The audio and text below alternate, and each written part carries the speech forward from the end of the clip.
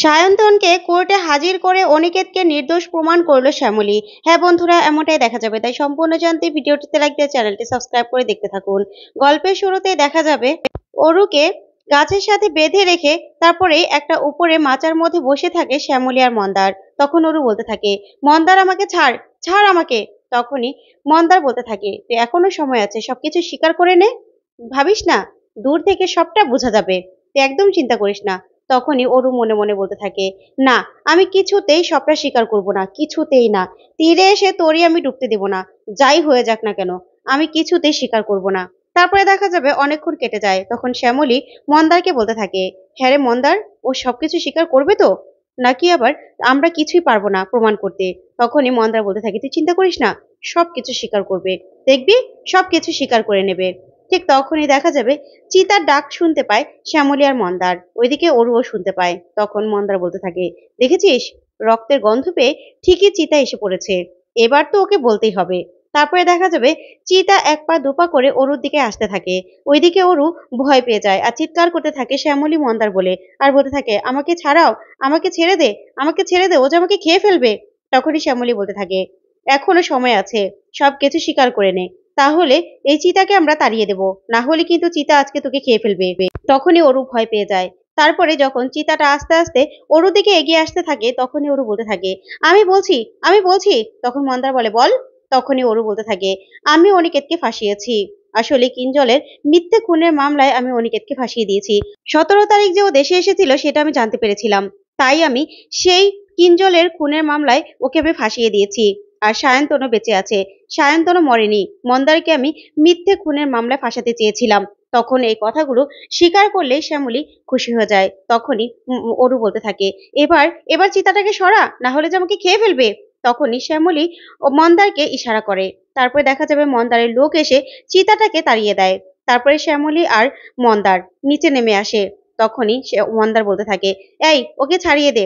তারপরে অরুর হাত পা ছেড়ে দিলে সেখানে পুলিশ চলে আসে। তখন মন্দার বলতে থাকে, এই তো পুলিশও চলে এসেছে ঠিক সময়ে। তারপরে পুলিশের হাতে অরুকে ধরিয়ে দেয়।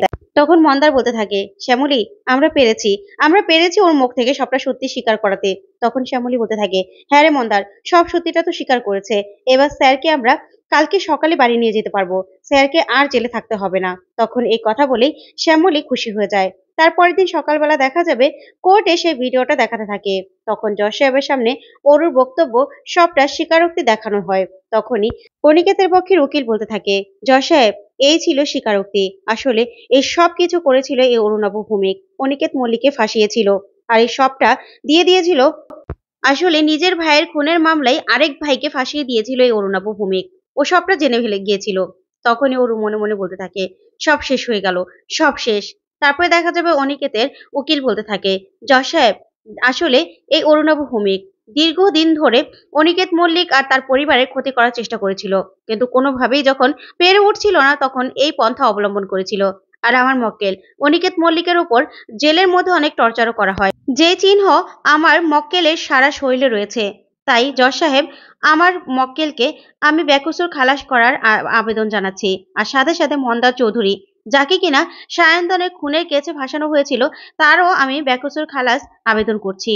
তখনই দেখা যাবে জজ সাহেব বিরোধী পক্ষের উকিলকে কিছু বলার জন্য বলে। তখনই বিরোধী পক্ষের উকিল দাঁড়িয়ে বলতে থাকে, আমার মক্কেল অরুণাভ ভৌমিককে ফাঁসানোর চেষ্টা করা হচ্ছে। যা শুনে সবাই চমকে যায়। তখন অরুণাভ বলতে থাকে, হ্যাঁ জজ সাহেব, আমাকে ফাঁসানোর চেষ্টা করা হচ্ছে, আমাকে জোর করিয়ে মৃত্যুর ভয় দেখিয়ে আমাকে দিয়ে ওরা এই স্বীকারোক্তি নিয়েছে। তখনই শ্যামলী চমকে যায় আর মনে মনে বলতে থাকে, মহেশ্বর, এবার কি তীরে এসে তরিটা ডুবে যাবে, আমরা কি স্যারকে আজকেও বাড়ি নিয়ে যেতে পারবো না, এসব কি বলছে।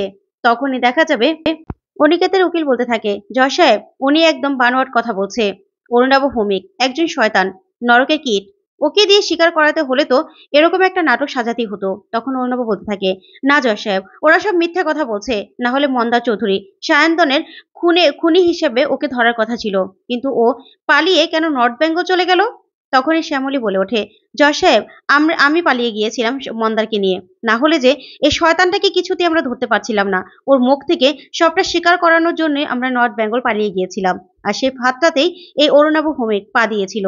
আর ওকে ধরেই সব সত্যিটা আমাদের স্বীকার করাতে হচ্ছে। আসলে উনি স্যারকে ফাঁসাতে চায়। ভগবান তুল্য স্যারকে উনি ফাঁসানোর জন্য এই সব কিছু সাজিয়েছে। তখনই অরুণাভ বলতে থাকে, মিথ্যে কথা জজ সাহেব, সব মিথ্যে কথা।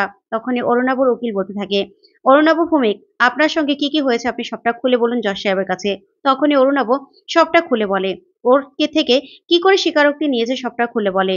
তখনই দেখা যাবে শ্যামলী বলতে থাকে, জজ সাহেব, এছাড়া আমাদের হাতে কোনো রকম কোনো উপায় ছিল না, ও তো কোনো উপায় খোলাই রাখেনি। তখন মন্দার বলতে থাকে, হ্যাঁ জজ সাহেব, আমি একটা গুন্ডা ছিলাম, আমার কাছে এর থেকে ভালো উপায় আর কোনোটাই মনে হয়নি, তাই ওকে ভয় দেখিয়ে ওর পেট থেকে সব সত্যিটা আমরা বের করেছি।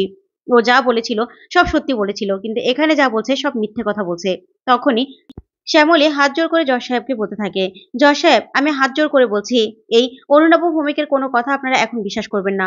ও ভিডিওতে যা বলেছিল সবটাই সত্যি বলেছিল। তখনই অনন্যা সহ সবাই চমকে যায়। ওইদিকে অরুকে অপরাজিতা বলতে থাকে, ছি ছি অরু, আমার না লজ্জা করছে, তুই এতটা নিচে নামতে পারিস, এতটা খারাপ তুই। তখন সূর্য বলতে থাকে, আমার না তোকে দেখে ঘৃণা করছে, ঘৃণা। তখন প্রিয়াও বলতে থাকে, ছি অরু দাদা, ছি।